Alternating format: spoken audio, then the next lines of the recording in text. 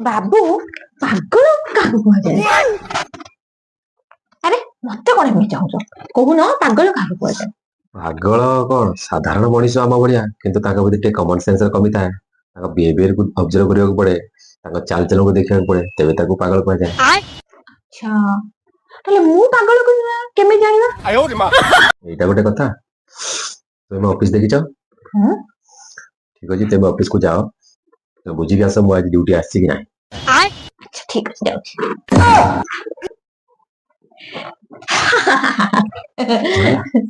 ଆଚ୍ଛା ମୁଁ ବୁଝିଗଲି।